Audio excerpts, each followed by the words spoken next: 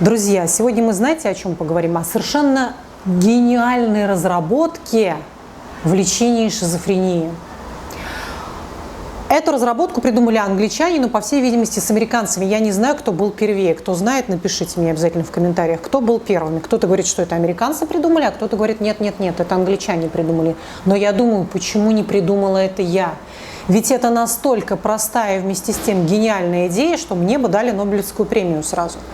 То есть речь идет прежде всего о лечении псевдогаллюцинаций, то есть главным образом, да, самое удобное лечить это псевдогаллюцинации, галлюцинации, которые голоса, живущие в голове. Пациент приходит на терапию, аватар-терапию, то есть терапия виртуальной реальностью, и там врачи разработали вот такую штуку. Терапевт задает вопрос, кто конкретно живет в твоей голове? И тогда пациент начинает ему описывать, к примеру, ну вот это инопланетянин один живет в моей голове и говорит мне: ты ничтожество, ты убожище, посмотри на себя, мерзкий вонючий жиртрест, ты никому не нужен, чмошник. Он постоянно меня гнобит. Хорошо, говорит терапевт, и они вместе с программистом рисуют, то есть воссоздают тот образ, который живет в голове пациента. Следующий образ, допустим, у него есть 3 персонажа, живущих в его голове. Второй персонаж, к примеру, это очень часто распространенные персонажи у пациентов с шизофренией, поэтому я прям буду классику жанра прорисовывать. Второй, например, это какая-то женщина, которая ему, например, такая сухая училка, внушает страх. Спрячься, закройся в ванну, заползи куда-нибудь в чулан, чтобы тебя никто не видел, тебе угрожает опасность, и всячески пытается его запугивать. Также с программистом прорисовывается подетально, как в компьютерной игре, вот это его угрожающая училка. И третий персонаж, к примеру, это какой-нибудь крупный чернокожий социопат, который ему говорит совершенно жестокие какие-то фразы. Ну, например, ты должен пойти и уничтожить всех ублюдков, которые учатся там в 38-й школе, там в каком-то там Б-классе и так далее. То есть этот голос приказывает ему это сделать. Если ты это не сделаешь, я убью твоих родителей, убью всю твою семью. Ты никому не должен об этом говорить, ты просто сегодня пойдешь, купишь автомат и так далее. То есть он внушает ему убийство каких-то других людей. Вот это самый его опасный голос. Причем, обратите внимание, это очень-очень часто происходит, собственно говоря, как в России, так и в Америке. Месяц назад 18-летний или 17, сколько ему было, или 17-летний подросток пришел просто и перестрелял полкласса или, не знаю, или полшколы. В общем, очень много людей погибло. Поскольку в Америке совершенно свободные продажи оружие, любой ребенок может его купить, вернее, каким-то образом его достать, без проблем прийти и расстрелять кого угодно. Вот таким вот образом. Так, значит, все правильно на камере. Соответственно, также с программистом прорисовывается этот чернокожий, 2-метровый, крупный, такой 100-килограммовый социопат, который также в дальнейшем будет с ним взаимодействовать. Итак, 3 персонажа прорисованы. Понятно, что это очень финансово дорогая история, и лечение себе это может позволить не каждый, но оно показало настолько высочайшие результаты, что просто все совершенно поразились этому. Да? Значит, эти 3 персонажа живут в компьютерной игре. Пациент приходит, одевает либо шлем виртуальной реальности, либо просто там, в простом варианте садится перед компьютером. Второй компьютер находится в руках психотерапевта. И на каком-то этапе психотерапевт пишет ему, то есть голос подбирается, понимаете, да, абсолютно все инсценируется. Сначала один выходит голос, и он слово в слово, психотерапевт печатает ему то, что должен сказать аватар. И он начинает ему это говорить, все привычное. То есть пациент привычно пугается, испытывает привычные чувства. И вот в какой-то момент пациент посещает около 20 сеансов данной психотерапии, длится она около 50 минут. И вот в какой-то момент он призывает его к диалогу.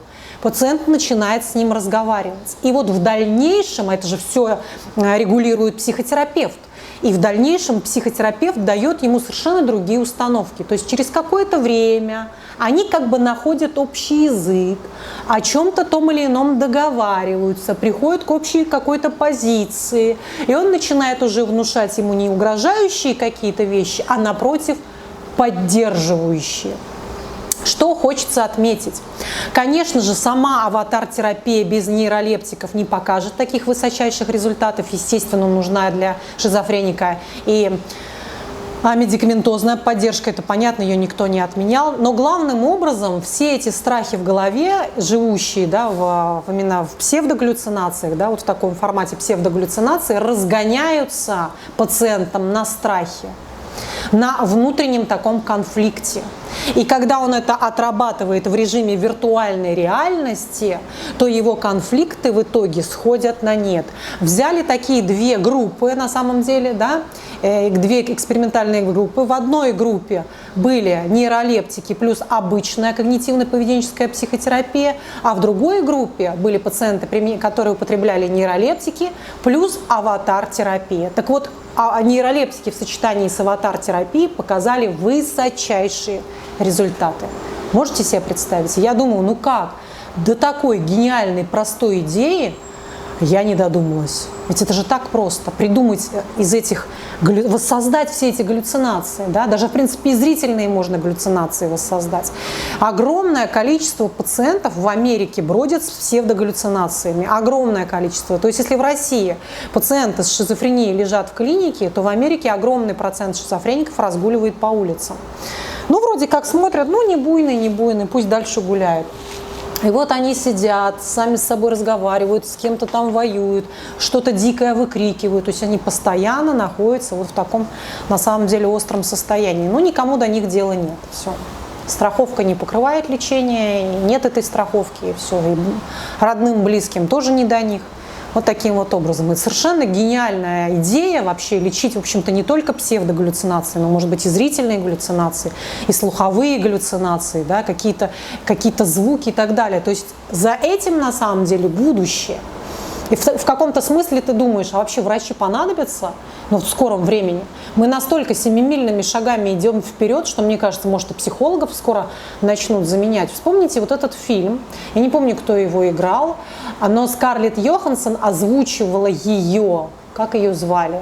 Вот как сейчас в айфонах есть вот эта Siri, точно такая же типа Siri, я не помню, как ее звали, напишите мне в комментариях. Эта девочка с ним как бы разговаривала, девочка-робот. И вот она его влюбляла в себя, она его поддерживала, ему было так хорошо с ней. Длительное время они проводили вместе, он был с ней, когда ехал там на транспорте, когда спал, просыпался. Это была его любимая женщина, компьютерная такая.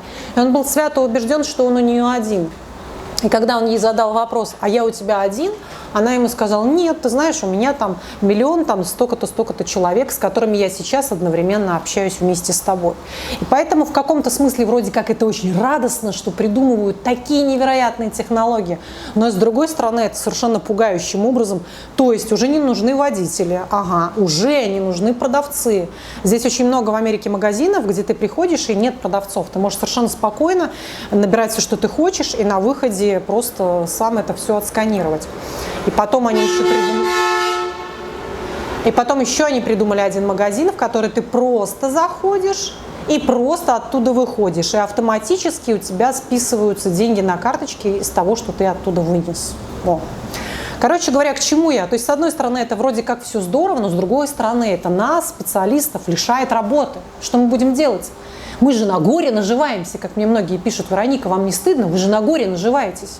И действительно, если подумать, практически любая специальность наживается на горе. То есть хлеб, человек печет хлеб, если хлеба не будет, если еды не будет, будет голод, это будет горе. Также, например, я не знаю, какие-то инженеры-строители и так далее. То есть все мы в той или иной степени наживаемся на нужде, на каком-то горе, если этого не будет.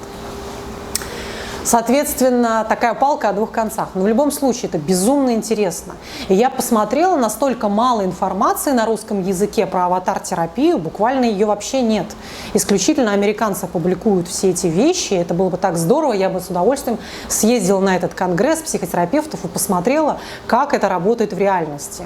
Безумно интересно для меня, безумно. Здорово, правда? Вот такая вот компьютерная реальность, игра воссоздается, которую регулирует психотерапевт. И пациент научается договариваться со всеми своими какими-то демонами, живущими в его голове. Вот таким вот образом. Ну что ж, дорогие мои, я вас целую и обнимаю. Вот такая новость для моих любимых шизофреников, да, что есть такая у вас надежда, что в скором времени и в России появятся подобные вещи. Поэтому я целую, обнимаю. Подписывайтесь обязательно на мой канал. Обязательно подписывайтесь на мой инстаграм, ссылка в описании. И всех вас я жду на своих консультациях по скайпу.